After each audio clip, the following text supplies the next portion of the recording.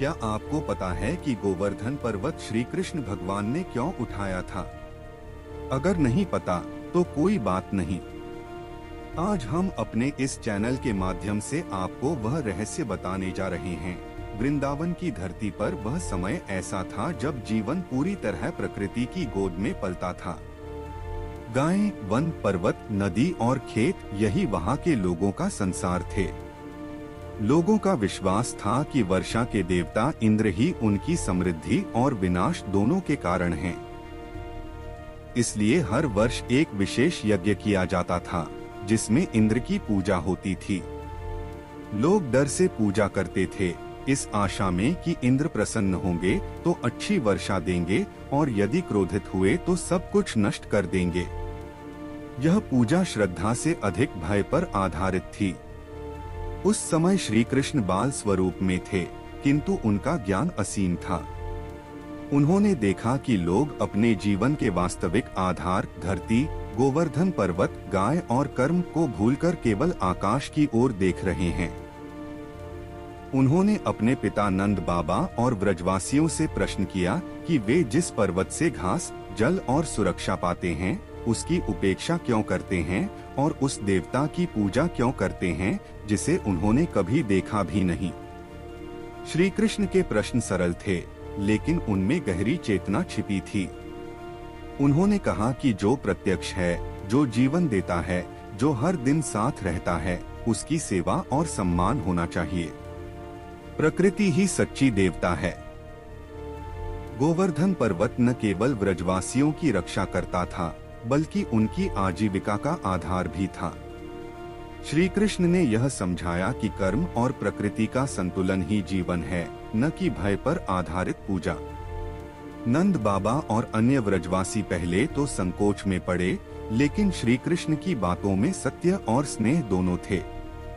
अंततः उन्होंने निर्णय लिया कि इस बार इंद्र यज्ञ नहीं होगा और गोवर्धन पर्वत की पूजा की जाएगी। जब यह समाचार इंद्र तक पहुंचा तो उनका अहंकार जाग उठा। वे स्वयं को सर्वोच्च मानते थे। उन्हें लगा कि एक बालक ने उनके अधिकार को चुनौती दी है। क्रोध में भरकर उन्होंने व्रजभूमि पर प्रलयंकारी वर्षा का आदेश दे दिया। आकाश से मूसलाधार बारिश होने लगी, बिजली चमकने लगी, तेज हवाएं चलने लगी। नदियां उफान पर आ गईं, घर गिरने लगे, गायें भयभीत होकर इधर-उधर भागने लगीं। ब्रजवासी समझ नहीं पा रहे थे कि क्या करें। बच्चों की चीखें, पशुओं की कराह और लोगों की घबराहट पूरा वृंदावन त्राहि-त्राहि करने लगा। उस समय श्री कृष्ण शांत थे। उनके चेहरे पर भय नहीं था, केवल करुणा थी। उन्होंने ब्रजवासियों से कहा कि वे सभी गोवर्धन पर्वत के पास आए और घबराए नहीं। फिर उन्होंने अपनी छोटी उंगली उठाई और गोवर्धन पर्वत को ऐसे उठा लिया जैसे कोई बालक खिलौना उठा ले। पर्वत एक विशाल छतरी की तरह आकाश में स्थिर हो गया। उसके नीचे एक सुरक्षित संसार बन गया। वर्षा होती रही, लेकिन एक बूंद भी भीतर नहीं गिरी। 7 दिनों तक श्री कृष्ण उसी अवस्था में खड़े रहे। न उन्हें थकान हुई, न भूख प्यास का अनुभव। ब्रजवासी, बच्चे, वृद्ध, स्त्रियां और गायें और सुरक्षित थे। उस समय लोगों ने पहली बार अनुभव किया कि भगवान का सच्चा स्वरूप क्या होता है, जो केवल चमत्कार नहीं करता, बल्कि अपने भक्तों के लिए स्वयं ढाल बन जाता है। इंद्र 7 दिनों तक लगातार वर्षा कराते रहे, लेकिन जब उन्होंने देखा कि उनका क्रोध व्यर्थ है और एक बालक उनकी शक्ति से भी ऊपर है, तब उनका अहंकार टूट गया। वे स्वयं श्री कृष्ण के चरणों में आए और क्षमा मांगी। श्री कृष्ण ने उन्हें दंड नहीं दिया, क्योंकि उनका उद्देश्य किसी को नीचा दिखाना नहीं था, बल्कि अहंकार को समाप्त करना था। उन्होंने इंद्र को समझाया कि शक्ति सेवा के लिए होती है, शासन के लिए नहीं। जो स्वयं को सर्वश्रेष्ठ मानता है, वह अंततः अपने ही अहंकार में गिर जाता है। गोवर्धन लीला केवल एक कथा नहीं है, यह जीवन का गहरा दर्शन है। यह सिखाती है कि ईश्वर भय में नहीं, प्रेम में प्रकट होता है। यह बताती है कि प्रकृति की उपेक्षा करने वाला समाज अंततः विनाश की ओर जाता है। यह भी समझाती है कि सच्ची भक्ति कर्म से जुड़ी होती है, न कि केवल रस्मों से।